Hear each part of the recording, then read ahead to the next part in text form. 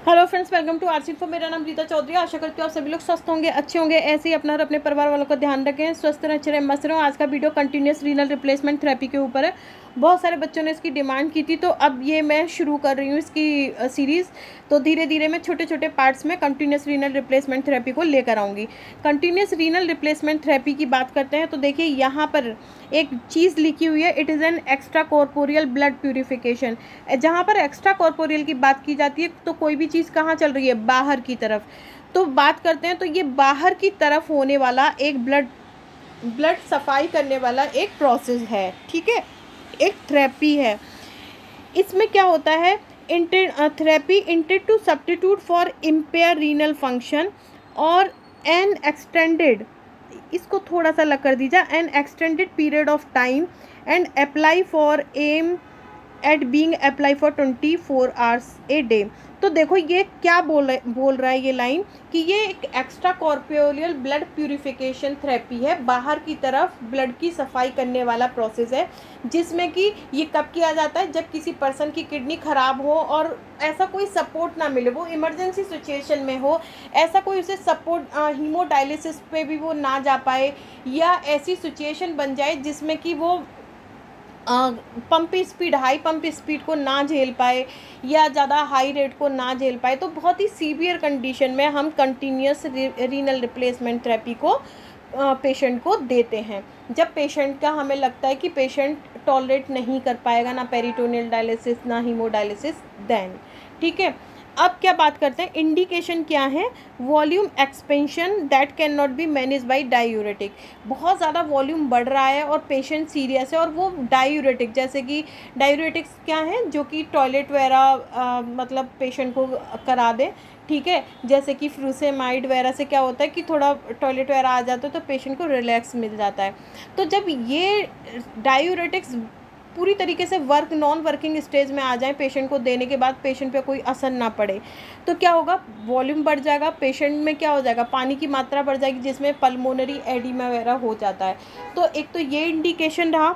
इसके अलावा करेक्शन, जब एसिडोसिस हो जाता है, मतलब एसिड बेस का जो ये है मिक्सचर है, बॉडी में अगर एसिड या बेस बढ़ जाते हैं तब हम CRRT को, बहुत ज़्यादा बढ़ जाए तब देते हैं। इसके अलावा सीवियर एजोटीमा, अगर 80 से ऊपर या 100 से ऊपर यूरिया लेवल जा रहा है और कंडीशन सीवियर है, तब इससे प्रोवाइड किया जाएगा। यूरेमिया हो जाए या एक्यूट किडनी इंजरी, मतलब ARF, ऐसी किडनी की इंजरी जो कि रिवर्स स्टेज में आ सके लेकिन फॉर ए टाइमिंग के लिए ख़राब हो गई है, तो ऐसी सिचुएशन में भी हम CRRT देते हैं पेशेंट को। यूरेमिक एनसेफेलोपैथी जो है वो ब्रेन से रिलेटेड प्रॉब्लम है, ठीक है, जिसमें बहुत ज़्यादा फ्लूइड वगैरह की वजह से पेशेंट को ब्रेन में दिक्कत होती है, तो ये मैं आगे वाले वीडियोस में ज़रूर बताऊंगी। पेरिकार्डियाटिस जो है वो हार्ट से रिलेटेड है, जब वॉल्यूम बहुत ज़्यादा बढ़ जाता है तो हार्ट की लेयर में भी पानी चला जाता है, तो दैट कंडीशन में भी CRRT देना होता है।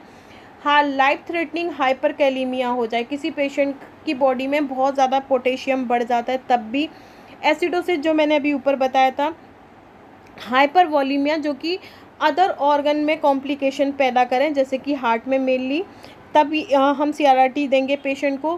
Failure to thrive and malnutrition, जब पेशेंट जो है पूरी तरीके से खाना वगैरह लेने में फेल हो जाए, खाना नहीं खा पा रहा है, वो कुछ समझ नहीं पा रहा है, दैट कंडीशन में हम CRRT प्रोवाइड कराएंगे। और पेरिफेरल न्यूरोपैथी से रिलेटेड कोई प्रॉब्लम हो जाती है, तब भी हम पेशेंट को CRRT के लिए एडवाइस, या मतलब डॉक्टर CRRT के लिए एडवाइस करता है।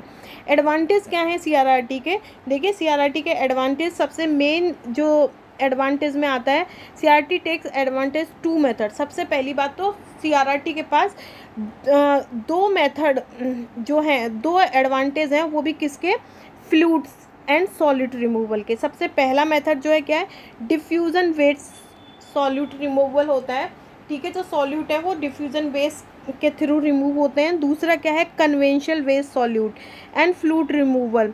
कन्वेंशनल बेस में मतलब क्या है कि यहाँ पर पानी भी निकलेगा और सॉल्यूट भी निकलेंगे, ठीक है। तो ये दोनों एडवांटेज जो है ये CRRT में आ जाते हैं कि आप सॉल्यूट भी निकाल सकते हैं, पानी भी निकाल सकते हैं और दोनों चीज़ें भी निकाल सकते हैं।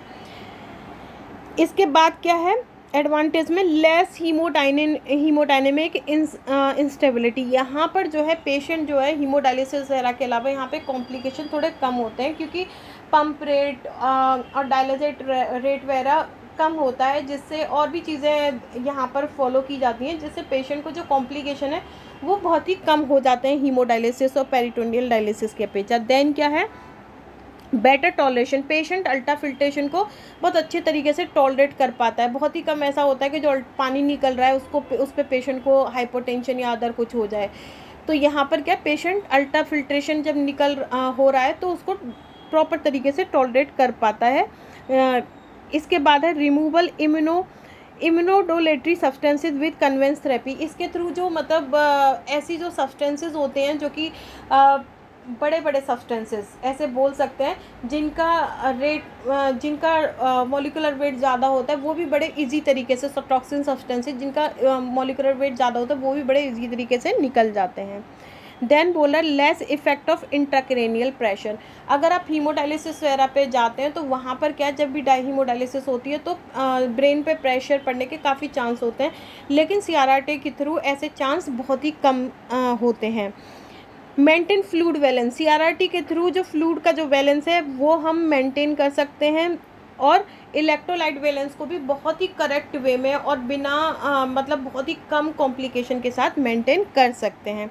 टाइप्स ऑफ कंटिन्यूस थेरेपी, अगर CRRT के टाइप्स की बात करते हैं, सबसे पहला टाइप है स्लो कंटिन्यूस अल्ट्रा फिल्ट्रेशन, जिसकी शॉर्ट फॉर्म है स्कफ।